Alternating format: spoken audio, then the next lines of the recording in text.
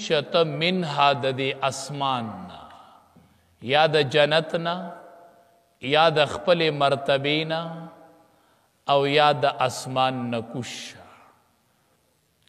علما وایي دا شیطان چې دا د فرشتو د جنس نه نو. فرشتي چې دي دا نورانی مخلوق دی، د نور نه پیدا دی، او جنات چې دي نو دا ناری مخلوق دی، دا د اور نه پیدا دی. خو به هر صورت د شیطان به د فرشتو سره یوځای عبادت کو او د دې سره به یوځای اوسېده.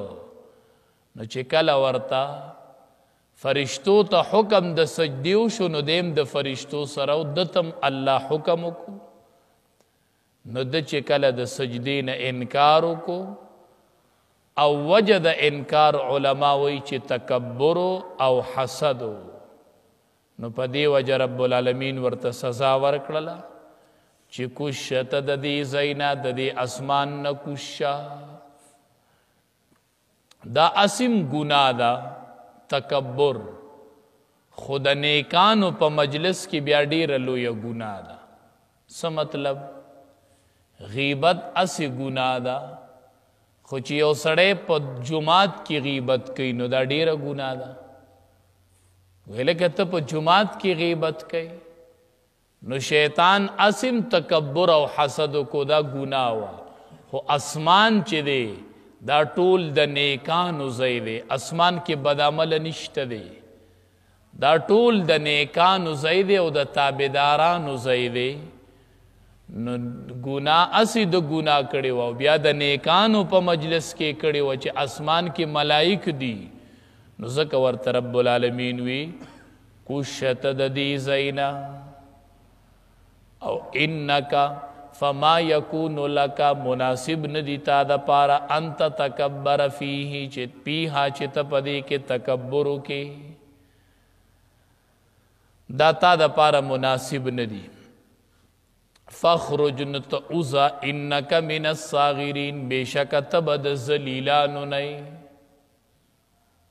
اللہ تبارک و تعالی ورتو تبد زلیلانو نئی. نو پتہ ولگی دلا چې د ده راکوزېدل دا د سپکاوۍ دپاره او د آدم علیه السلام راکوزېدل د ذلت او د سپکاوۍ نه و. ځکه آدم علیه السلام تم الله وی کوشه ځمکې ته ځه او شیطان تم وی کوشه، خو د شیطان نه پس وی انک من الصاغرین تب د ذلیلانو نی. نو پته ولګېدله چې د ده دا راکوزېدل دا د سپکاوی و او د آدم علیه السلام راکوزېدل د سپکاوی نه و. قال انذرنی الی یوم یبعثون، وویل دی شیطان مهلت راکه ماته الی یوم یبعثون، د ورځې د ژوندي کېدلو پورې چې خلق دوباره راپاسي. نو یا الله ما ته د هغې پورې مهلت راکه چې د کمې پورې به دا خلق دوباره راپاسي. نو شیطان دعا وکړله، دا ډېر هوښیار و. شیطان دعا کړې د الی یوم یبعثون، د هغې ورځې پورې چې خلق دوباره راپاسي، د هغې پورې مهلت راکه. نو پته ولګېده چې وجنه مې مه چې خلق دوباره راپاسي، منځ کې به یو ځل مرګ هم راځي. شیطان وی د خلقو د پاسېدو پورې مهلت راکا، نو دې منځ کې خو به مرګ هم راځي، نو زه به د مرګ نه بچ شمه، ما باندې به مرګ را نشي. ځکه وی الی یوم یبعثون، ما ته مهلت راکا د پاسېدو د خلقو پورې، یعنی د دویمې شپېلۍ پورې مهلت راکا چې منځ کې به پکې مرګ هم را نشي. نو د دعا غوښتې وه د دویمې شپېلۍ پورې او الله قبوله کړله، مهلت یې ورکو خو د اولې شپېلۍ پورې. دلته خو مطلقې خبره ده. قال اوی ورته الله انک من المنظرین، بېشکه ته د مهلت ورکړلې شوی تا ته ما مهلت درکو.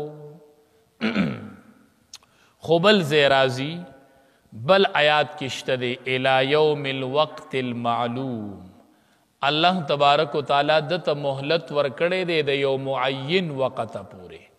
نو معین وقت نه معلومیږي دا چې دا مهلت د شیطان چې دی دا د اول شپېلې پورې دی او دعا د دویم شپېلې پورې کړې وه، خو رب العالمین مهلت چې دته ورکړی دی هغه د اول شپېلې پورې ورکړی دی.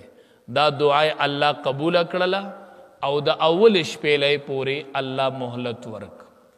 ته به وایي شیطان خو د الله نافرمانی وکړله نو الله دعا ولې قبول کړله؟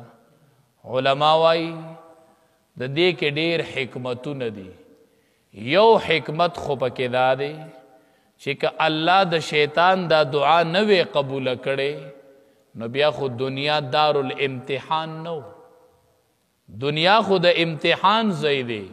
نو امتحان خو اله دی چې تا پسې شیطان لګېدلی، چې شیطان در پسې نه نو بیا خو دنیا دارالامتحان نشو.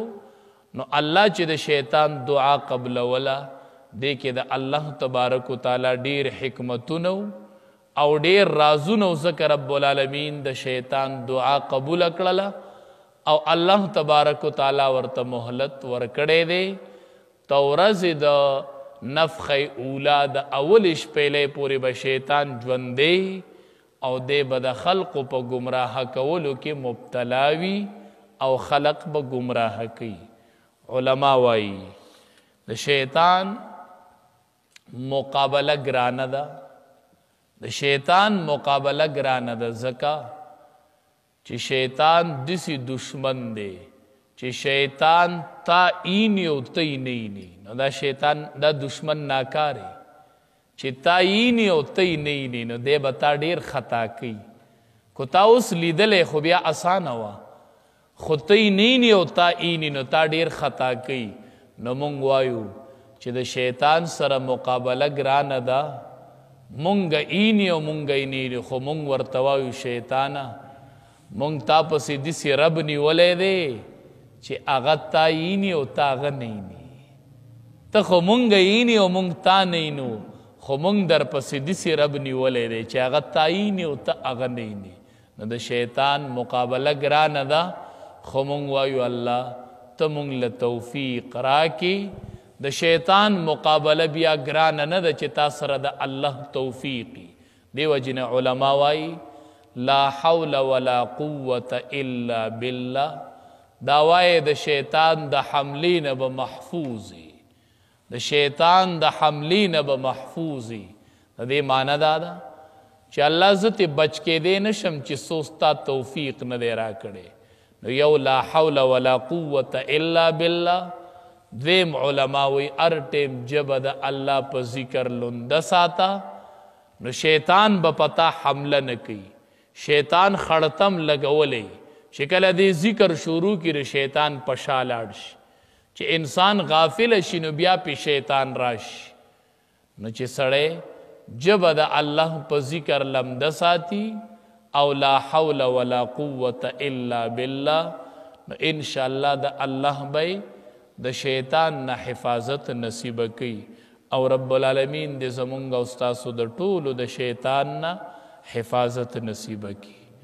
فرمایي قال اویل الله فهبت کشا منها د دې زینا فما یکون لک مناسب ندی تا د پارا انت تکبر فیها چې تلوی وکې پدې کې پدې ځای کې فخرج اوزا انک من الصاغرین بېشکه ته به د ذلیلانو نه.